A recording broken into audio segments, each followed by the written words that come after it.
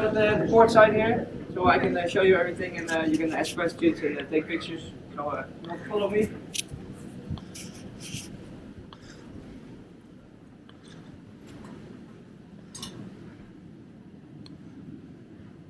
So again, welcome on the bridge. Best view of the whole ship. Yes. We start here at the port side wing. You can come closer if you want. You can maybe look that side. This is the port side wing.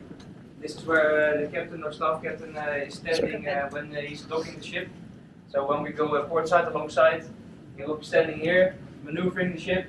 We have very good visibility all over the ship. So he's maneuvering with these two levers. It's called the Azipod propulsion Azipod lever. We have two Azipods underneath the ship at stern. So we don't have the like old school propellers. We do have propellers obviously, but they're on Azipods.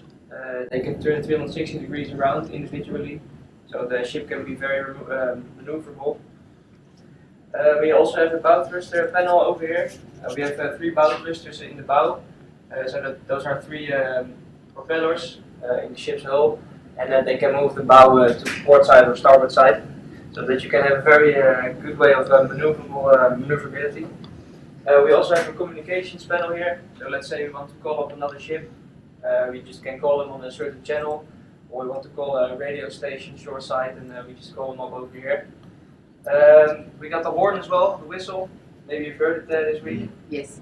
We can press it in situation, fog as well. Yeah, so if there's fog, we have to sound the whistle every 2 minutes, but we don't have to press it every 2 minutes. We just have a system, so you press a button and then it goes over. Yeah. So you can't see it over here, but we have just CCTV cameras up here to have a better view of the back of the ship. We have the indication of the RPMs, so how many times the propellers are turning. We also have the power output of the Azipods. It's like 11 megawatts each, so it's quite a lot. You have a talkback system over here. It's a direct communication to the ECR. That's an engine control room. So that's like the bridge for the engine room. So we can just call them and have them on speaker right away. We have a radar screen over here as well. So we can use radar in bad visibility. We always use radar, of course, but in bad visibility it's very needed. You also have the conning station here. You can see how many engines we are running at the moment, the speed we're doing. You can see the wind over here right now, 7 knots. Not very accurate because it's not very accurate, for instance, because the wind is a lot harder right now. The gyro compass repeater. So we have 3 compasses on board, 2 gyro compasses and 1 magnetic compass. The gyro compass we use always, it's the most accurate. It's showing the true north, so we navigate on that one. We use it for the heading and the course. We have the ROT indicator. ROT stands for rate of turn, how many degrees a minute the ship is turning. Everything that we have here, we have on the starboard side as well. Because if you have to dock alongside starboard side, then everything is needed over there. But we have a window over here as well. You can just look straight down. You can look at the lines of the dock, if everything goes correctly or not. When the ship is docked, the captain and the staff captain and the pilot will be standing here, or over on the starboard side. And then in the center console we have the navigator and the co-navigator. They'll be doing the logbook. They'll assist the captain in communication or something else. We also have the AV helmsmen. Those are the quartermasters, so they always have a good lookout. Let's say the navigator or the co-navigator are busy sailing the ship, and then the quartermaster spots a whale. We have to maneuver away from that whale because we cannot hit it. Obviously, it won't be very nice. You can take pictures if you want here. I will show you the center in a minute. Yeah. If you have questions, feel free to ask. Does the pilot, when the pilot comes on, he doesn't actually drive it, does he? No. He just He oversees. just gives input, gives tips. But if you have a very experienced captain in this area, then Because you do this trip every week, so yes, we do. Yeah, but it's mandatory to have a pilot on board. We always have 2 actually. So okay. Yeah. So then the pilot boards the ship after we left Vancouver. Yeah. Then he stays on board all week. Oh, okay. So the one pilot does the whole crew. Yeah, he left yesterday. Yeah. And then we will be getting a pilot this morning for Vancouver. And he will be guiding us into Vancouver again. So I noticed you haven't used any tugboats at all. No, we rarely use tugboats when there's a lot of wind. Yep. Or when the bow thruster is not working, for instance, then we can use tugboats. So you do it under all your own. Yes. Yeah. What's the top speed of Koningsdam? Top speed is about 23 knots. We actually did that this morning. We have the 3 engines running and we're a bit late. And the current was good, so we went 23 knots this morning. Wow, It was that's really fast. That's Actually. fast. Yeah, really fast. We're doing almost 21 right now, so that's also pretty fast. We're using 3 engines. Normally we use 2 engines when we're just sailing, but when we have to catch up some time, we use 3. And when we import, we use How many are there? 4 engines. There are 4. Yes. Are they diesel electric or just diesel? Diesel electric. Yeah. Yeah. So What's the amount of fuel you use?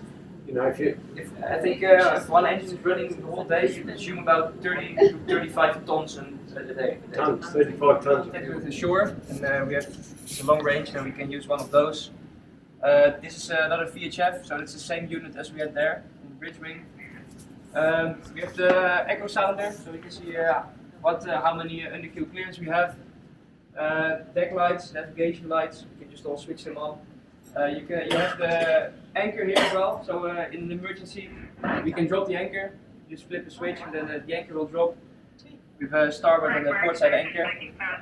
Behind you there's a cabinet with all flags, so it's nautical flags, we use it as well. It's a bit old school, but yeah, we have to use it obviously.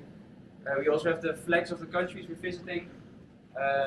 Yeah, the books, all nautical books in there, so every information you need is in there. We also have, it's also there if you want to follow me. This is the center console. This is where the ship is being steered most of the time. This is the navigator. The navigator is in the left chair, the co-navigator is in the right chair. Luc and Sander, they're steering the ship right now. As you can see, they have a lot of screens in front of them. And so the screens with a round circle in it, it's the radar. We have 4 radars on board. We use them all 4. So we have a very detailed description about the area. In the middle over there you can see a map. It's an electronic chart. It's kind of Google Maps, but then on sea, much more detailed as well. We have the old school. We have the hand steering as well. So we don't have a very big wheel, but we use a small one. So it's used quite a lot actually when there's a narrow passage where we have to maneuver. When we have to do something, we can use the hand steering. We also have the safety center over here. So this is where all the alarms come in. Let's say there's a heat detector or a smoke detector going off. Or when we have to look up on CCTV something, we can just all get it over here. So we see everything. So if there's a smoke detector coming off in your cabin, we get an alarm. We know exactly which cabin it is, and we can send somebody to it or call to your cabin and make sure everything is right. Yeah, well, what I said, everything what we have there, we have over there as well. Some screens over there is the logbook. So back in the day, you had a paper logbook. You had to put everything in with paper, but now it's just electronic, luckily. Couches to sleep on the job. Sorry? No. Couches to sleep on the job. Oh, that would be fantastic, but you only use it for the Netflix nights. Large screen. Yes, exactly. Happy hour. Indeed, happy hour. Happy hour on the bridge, okay. Well, we have like meetings with departure, arrival, everything. Everybody will be here, captain or staff captain or somebody else. Will tell something about what we're going to do next morning or next evening. What's the depth of water we sailing at the moment? At the moment, it's about 140 meters there. Wow. Deep enough. They're on the side of the ship, so midships. Just midship? Yeah, just midship, yeah. But you use now. So you can see You have the screen on the left over there, and then to the right you have two red buttons, or red, so those are the stabilizer indications. And as you can see they're red, so they're out now. Yeah, 3.8 metres is on it. They're right in the moment. Yeah.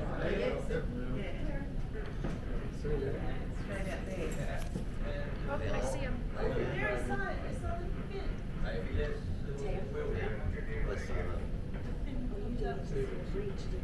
No. Navigational hazard, or when we go shoreside, and always captain or staff captains on the bridge as well. Yeah. We were after the ship the other night, and we felt as though I was sort of hit something. Would that be whale, or you know, you feel sort of like a pounding sensation?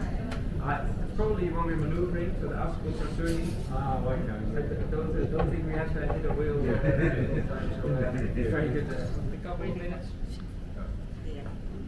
But if you're like not too deep in the water, but sticking out, it's like working the other way around. Yeah. So it's not effective. Yes. So you need to have